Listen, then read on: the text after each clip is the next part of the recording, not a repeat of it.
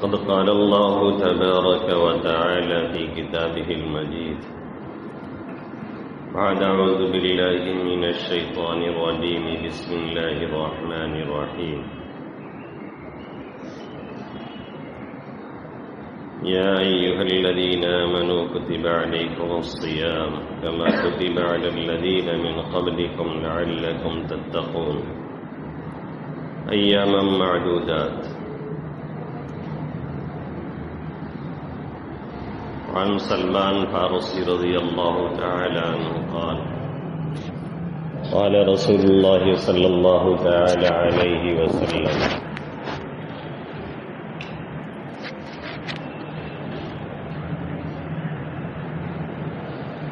شهر المواساة شهر يزاد فيه رزق المؤمن من تقرب فيه بخصلة من الخير كان كمن أدى فريضة فيما سواه ومن أدى فريضة فيه كان كمن أدى فريضة فيما سواه. عن عبد الله بن عمر رضي الله تعالى عنهما قال فرض رسول الله صلى الله عليه وسلم صدقة الفطر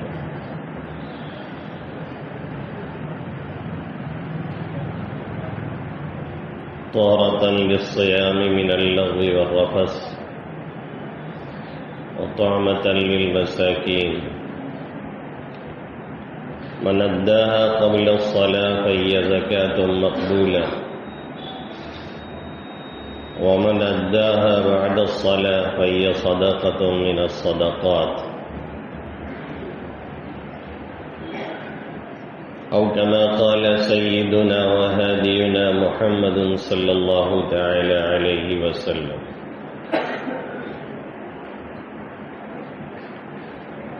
میرے محترم بزرگوں اور دوستوں، میرے غیور نوجوان ساتھیوں،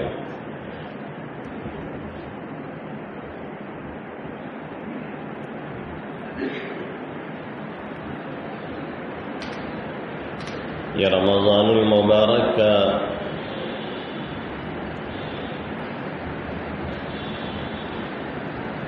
آخری عشرہ ہے، بلکہ یہ کہیں کہ آخری ہفتہ ہے۔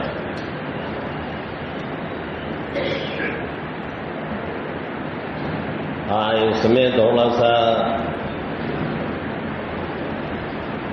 کنفیوژن ہے الوداع منانے والوں کو۔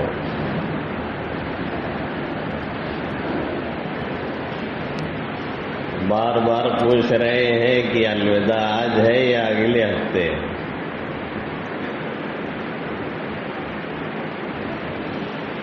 کئی لوگوں نے فون کیا، وہ میسج کیا، تو ہم نے تو پہلے یہ کہہ دیا کہ بھائی یہ بات ان سے پوچھیں جو الوداع مناتے۔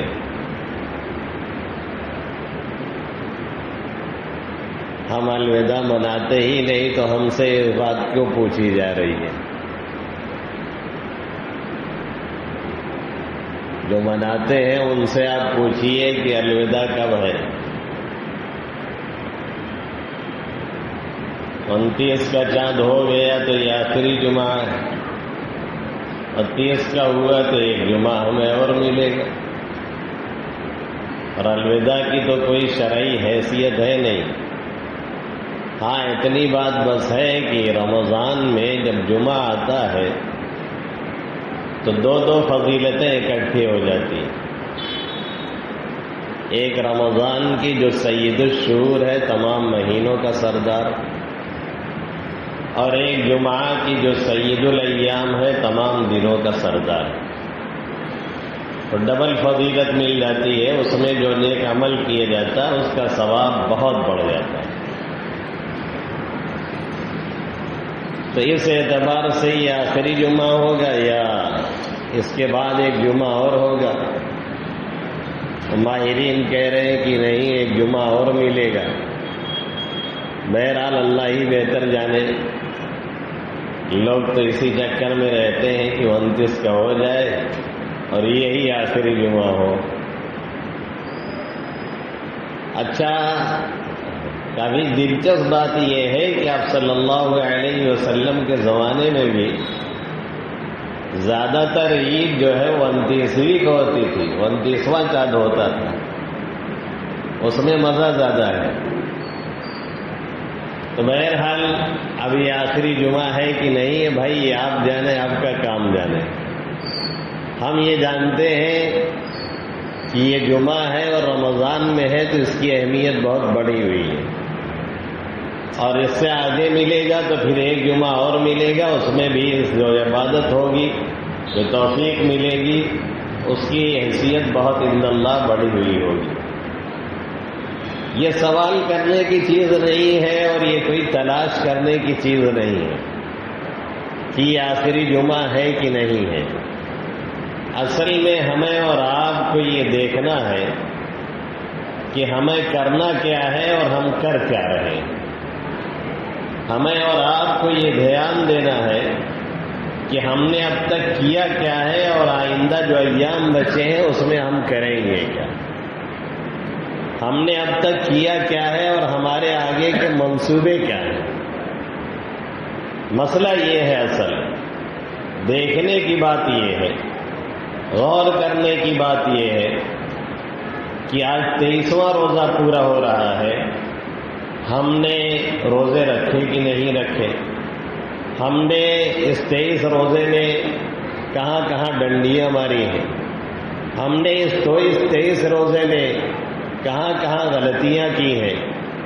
یقیناً یہ بہت ہی عظیم مہینہ ہے جس کا تصور ہم اور آپ کر ہی نہیں سکتے۔ نیکیوں کا ثواب کتنا بڑھا دیا جاتا ہے کہ پوچھیے مت، اور یہ بھی ہمیں معلوم ہے کہ جتنا بڑا انعام ہوتا ہے اس کی ناقدری کرنے پر اتنا ہی بڑا حرمان اور نقصان بھی ہوتا ہے۔ تو یہ آخری عشرہ اور اس کے چند ایام، ہم نے پچھلے 23 دنوں میں نامعلوم کتنی غلطیاں کی ہیں، کتنی خامیاں کی ہیں۔ ان روزوں میں ہم نے روزے کا حق یقینی طور پہ ادا نہیں کیا، اس میں کوئی دو رائے نہیں۔ اور جو 7 دن بچے ہیں اس میں ہم کیا کریں گے یہ ہمارا دل بھی جانتا ہے، آپ کا بھی جانتا ہے۔ منصوبے بہت بنے ہوئے ہیں، عیدی پہنچائی جا رہی ہے اور دوڑ دوڑ کے صرف مارکیٹ کی جا رہی ہے۔ ایک صاحب نے تو بتایا اعظم گڑھ کے علاقے کا، کہنے لگے یار روزہ کھول کے ابھی 3 رکعت فرض نہیں پوری ہوتی مغرب کی نماز پڑھ کے ہم لوگ نکل نہیں پڑتے، تب تک اگل بغل کے جتنے گاؤں ہیں ہر جگہ کی عورتیں دکانیاں پہ پہنچ چکی رات ہے۔ یا تو روزہ ہی نہیں ہے، یا تو یہ گمان ہمارا ہے کہ نہیں روزہ رہتی ہے لیکن افطار لے کر کے پہلے ہی چل دیتی ہیں۔ یعنی خریداری کی اتنی فکر اور آخری عشرے کی جو اہمیت ہے اس کی کوئی فکر نہیں۔ اس میں وہ رات ہے جو 1000 مہینوں سے بہتر ہے۔ 2 راتیں گزر چکی ہیں، اب ان میں سے کوئی شب قدر تھی یا نہیں تھی یہ اللہ ہی بہتر جانتا ہے۔ 3 راتیں ہماری اور بچی ہیں، کل یعنی 24واں روزہ 25ویں رات، 26واں روزہ 27ویں رات اور 28واں روزہ 29ویں رات۔ 3 طاق راتیں اور بچی ہیں، اور ملا دیا جائے تو 4-5 راتیں بچی ہیں، ہر رات میں کچھ نہ کچھ عبادت کی جائے۔ اس لیے کہ ہم نے کہا تھا کہ اس رات میں اگر ہمیں اور آپ کو ایک رات کی عبادت میسر ہو گئی اور ہم نے اس میں صرف 2 رکعت بھی پڑھ لیا اخلاص سے اللہ کے ہاں قبول ہو گئی، تو یہ سمجھیں کہ 83 سال سے زیادہ ہم نماز میں لگے رہے، اور عمر ہی کتنی ہو رہی ہے لوگوں کی، یعنی پوری زندگی نماز میں گزر گئی۔ 1 روپیہ صدقہ کیا اور رات مل گئی تو یہ سمجھ لیں کہ پوری زندگی ہمارا صدقہ چلتا رہا. تو یہ ہمیں خیال کرنا ہے اور یہ دیکھنا ہے. اللہ کے حبیب صلی اللہ علیہ وسلم نے اس کی فضیلتوں کو بیان کرتے ہوئے کیا ارشاد فرمایا؟ سلمان فارسی رضی اللہ تعالی عنہ کی حدیث میں وشہر المواساۃ، یہ غمخواری کا مہینہ ہے، یعنی لوگوں کے ساتھ ہمدردی کی جائے، لوگوں کا خیال کیا جائے، لوگوں کے ساتھ ہمدردی کا غمخواری کا معاملہ کیا جائے. جن کے پاس کھانے کو نہیں ہے، جن کے پاس افطار کا جگاڑ نہیں ہے، جو بیچارے روزے سے رہتے ہیں اور شام کے افطار کا انتظام نہیں کر پاتے ہیں، اس کا انتظام کیا جائے.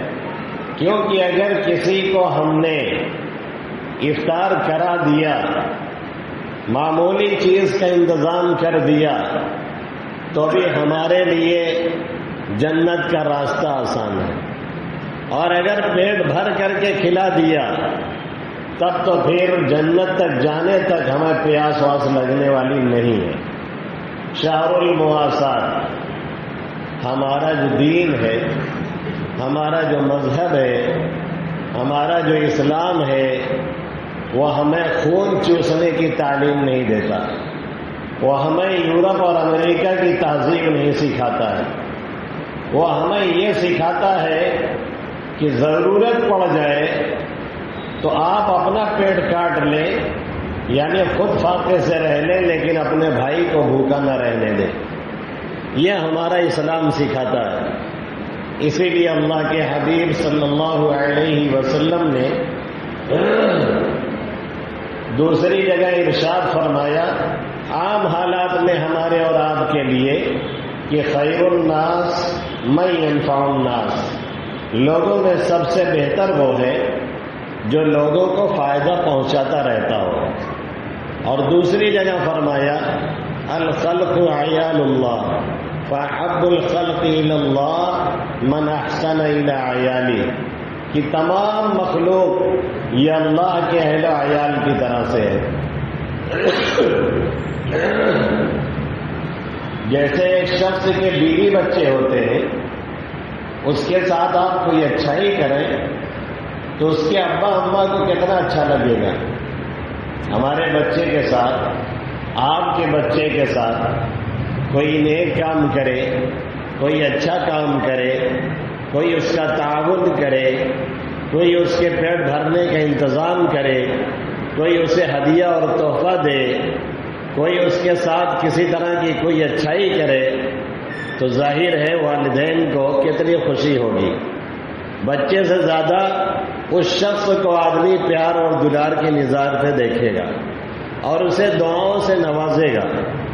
ایسے ہی اللہ فرماتا ہے کہ تمام مخلوق یہ اللہ کے اہل و عیال کی طرح سے ہے. لوگوں میں سب سے محبوب اللہ کے نزدیک وہ شخص ہے جو اس کے بندوں کے ساتھ اچھا معاملہ کرے.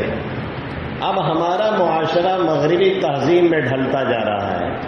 ہم لوگوں کو چوسنے کی فکر میں رہتے ہیں، ہم موقع کی تلاش میں رہتے ہیں کہ کیسے موقع ملے اور کسی کے ساتھ ہم کچھ گڑبڑ کریں، یعنی کسی کی مجبوری کا ناجائز فائدہ اٹھائیں.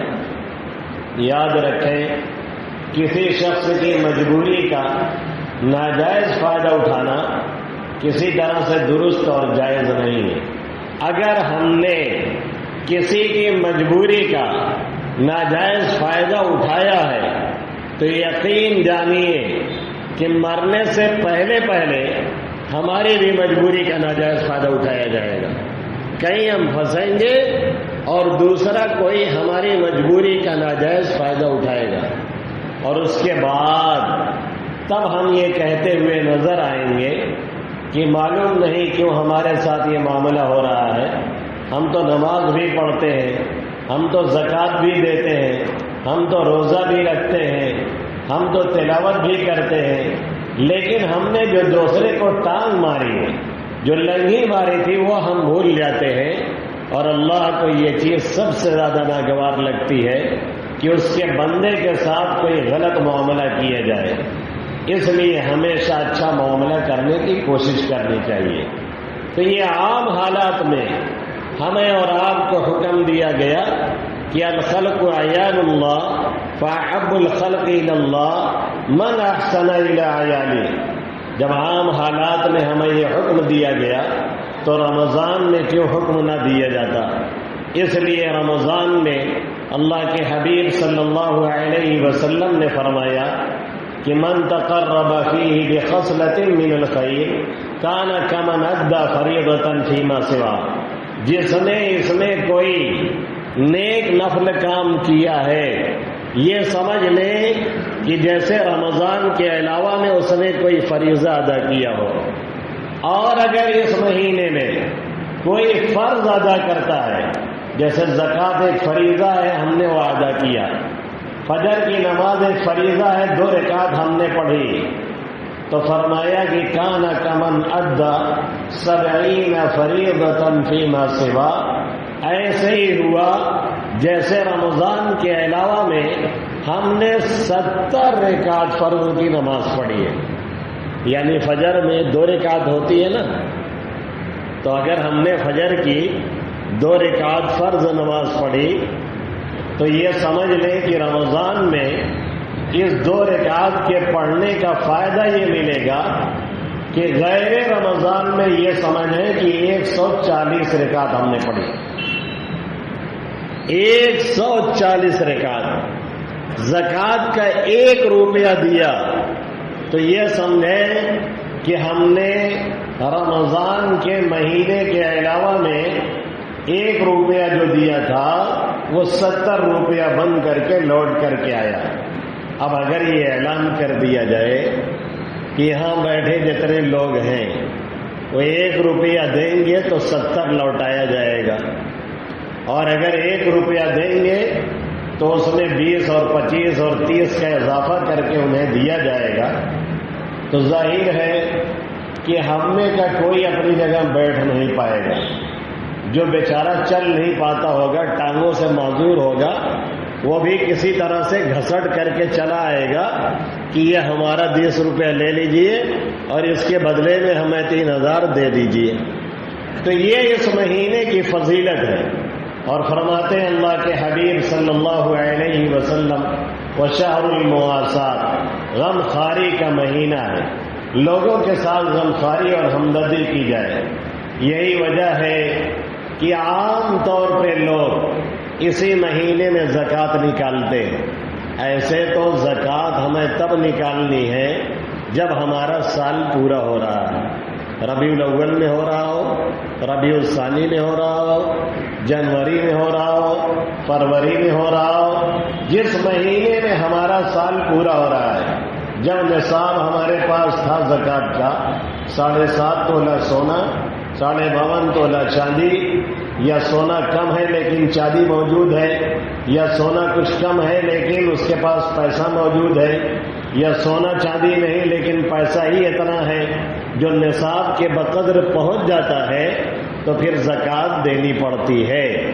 اب اگر حساب ہم نے پہلے سے نہیں رکھا تھا تو چلو ٹھیک ہے رمضان ہی میں ادا کریں، کم سے کم 1 مہینہ سیٹ کر لیا ہے، اس میں ہم اور آپ دیتے رہیں. تو 1 روپیہ زکوٰۃ کا دینے پہ یہ سمجھیں کہ ہم نے 70 روپیہ ادا کیا ہے. اور اسی میں ایک چیز اور کی جاتی ہے اور جوڑی جاتی ہے، اور وہ ہے صدقہ فطر. ہم میں سے بہت سے لوگ یہ انتظار کرتے رہتے ہیں کہ جب نماز پڑھ لیں گے عید کی تب صدقہ فطر ادا کریں گے. اب غور سے تھوڑا سننے والی بات ہے.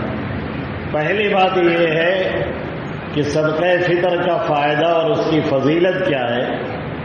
تو اللہ کے حبیب صلی اللہ علیہ وسلم نے فرمایا فرض رسول اللہ صلی اللہ علیہ وسلم صدقۃ الفطر طہرۃ للصیام من اللغو والرفث وطعمۃ للمساکین من اداها قبل الصلاة فهي زكاة مقبولة ومن اداها بعد الصلاة فهي صدقة من الصدقات.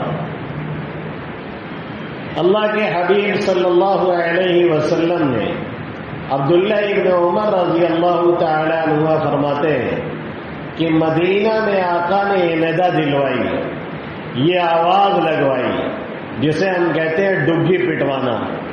آقا نے یہ آواز لگوائی، یہ ندا لگوائی کہ لوگوں کو یہ بتا دیا جائے کہ صدقہ فطر ہر مسلمان مرد عورت پر واجب اور ضروری، بلکہ بہت سے علماء اور فقہا کے نزدیک فرض ہے، اور واجب اور فرض میں کوئی بہت زیادہ ڈفرنس نہیں ہے.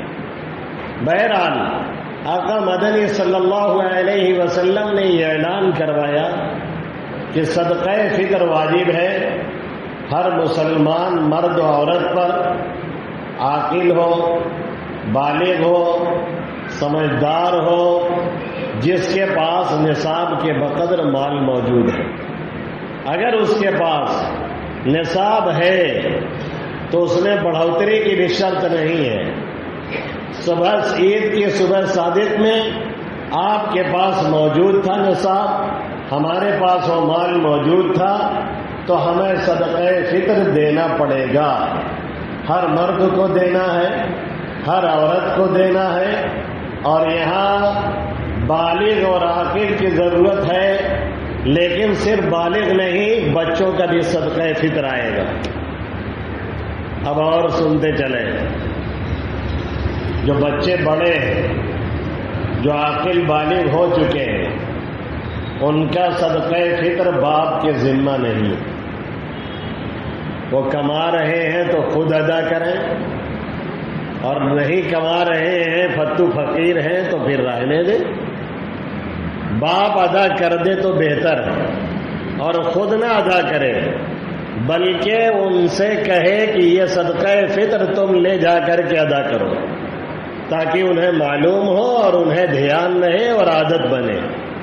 بہت سے کام شروع سے کروائے جاتے ہیں تاکہ ایک تو اس کا علم ہو جائے اور دوسرے اس کی عادت پڑ جائے، پھر وہ بھی یہ کام کرے اور گناہوں سے بچے رہے.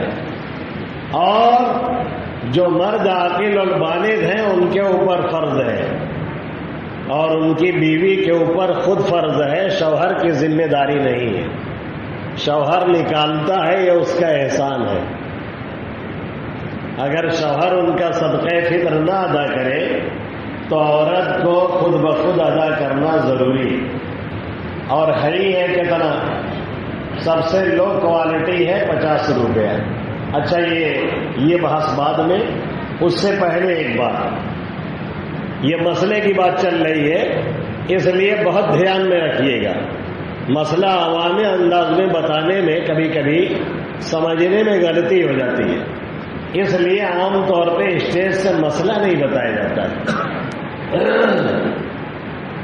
عاقل بالغ اور نابالغ سب کا صدقہ فطر ہے، لیکن ایک بات یاد رکھیں، اور اس مجمع میں جتنے لوگ بیٹھے ہیں یہ غلطی سب کرتے چلے آئے ہیں.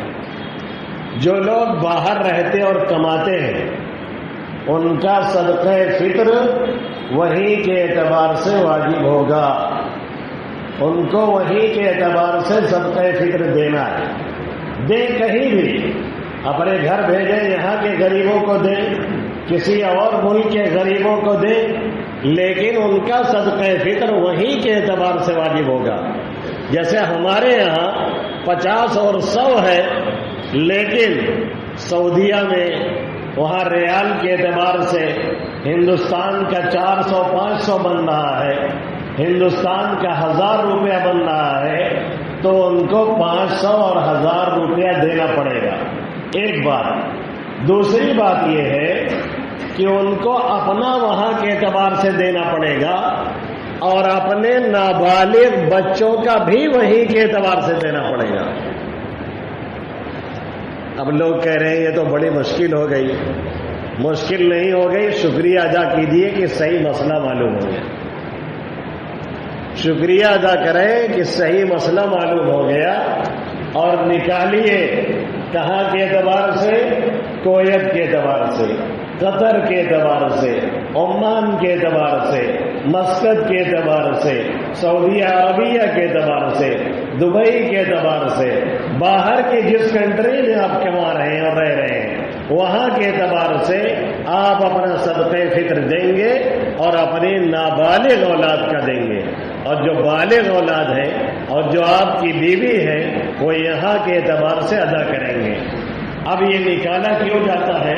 اللہ کے حبیب صلی اللہ علیہ وسلم نے فرمایا اس لیے نکالا جاتا ہے تاکہ روزے میں جو کمی ہے، روزے میں جو کوتاہی ہے، جو ہم نے گڑبڑ کیا ہے، کوئی گناہ کیا ہے، کوئی بری بات بول دی ہے، زبان سے غلط بات نکل گئی ہے، وہ تمام گناہ ہمارے اس صدقہ فطر کی برکت سے دھل جائیں اور غریبوں کا فائدہ ہو، ان کا بھی چولہا جل جائے، وہ بھی ہمارے ساتھ عید منا سکیں، اس لیے یہ صدقہ فطر واجب اور فرض قرار دیا گیا ہے۔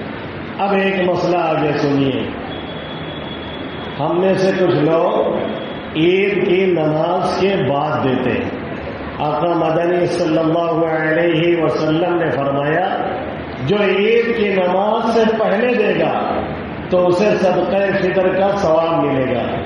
فَهِيَ زَكَاةٌ مَقْبُولَةٌ، تو یہ زکوٰۃ مقبولہ ہے، اسے یہ صدقہ فطر کا ثواب ملے گا، یعنی واجب اور فرض والا ثواب ملے گا۔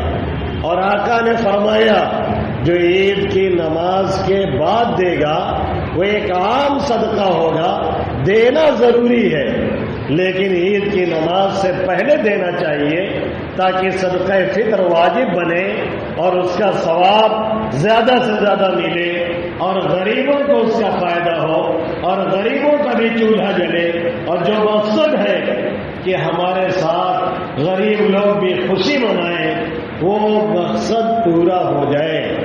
اور یہ صدقہ فطر کی 4 کوالٹی ہوتی ہے، گیہوں سے، جو سے، کشمش سے اور کھجور سے۔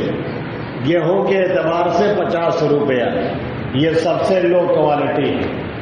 جو کے اعتبار سے 100 روپیہ، یہ تھوڑا اس سے اوپر ہے، اور کھجور کے اعتبار سے 1250 یعنی 1300 کے قریب تقریباً، اور کشمش کے اعتبار سے 1575 روپے یعنی 1600 روپے۔ اب اگر کسی کو اللہ نے نوازا ہے تو وہ 1600 دے ایک آدمی کا پر ہیڈ، اور کسی کے پاس اس سے کم ہے تو وہ 1350 ادا کرے، 1250 سے اوپر کچھ۔ اور اگر کسی کے پاس اس سے کم ہے تو کم سے کم 100 روپے ایک آدمی کا ادا کرے، اور جو بیچارہ سب سے لو کوالٹی پہ ہے وہ 50 روپیہ دے۔ یہ ہم جیسے لوگوں کے لیے ہے۔ باقی جس کو اللہ نے کچھ حیثیت دے رکھی ہے وہ 100 روپیہ کم سے کم ادا کرے۔ ابھی ایک صاحب آئے پوچھ رہے تھے اللہ نے بہت اب نواز دیا ہے، 20 لاکھ سے اوپر کی گاڑی لے لیے ہیں، گھر جو ہے محل بن گیا ہے، مہینے میں نہ معلوم کہاں کہاں دوڑتے ہیں، کتنے نیتا پریتا سے ملاقات میں خرچے کرتے ہیں، جب دیکھو پارٹی ہو رہی ہے۔ ہم سے صدقہ فطر کے بارے میں پوچھ رہے تھے، ہم نے کہا 50 والا مت دے، کم سے کم 100 والا دے، جو والا کم سے کم۔ بہت ہم نے ضد کیا لیکن بندے خدا وہی لو کوالٹی 50 والا دے کر کے چلا گیا۔ ہم کہ سن، جیسے تورا دال بھات ویسے مورا فاتحہ، جیسے گال ویسے تھپڑ۔ اتنی حیثیت ہے کہ لاکھوں لاکھ ادھر ادھر پھونک رہے ہیں، لیکن اللہ کے راستے میں دینے کی بات آتی ہے تو غریب اور بھکاری بن جاتے ہیں۔ اس لیے جس سے ہو سکے 100 دے، اور اگر نہیں ہو پا رہا ہے تب جا کر کے وہ 50 دے۔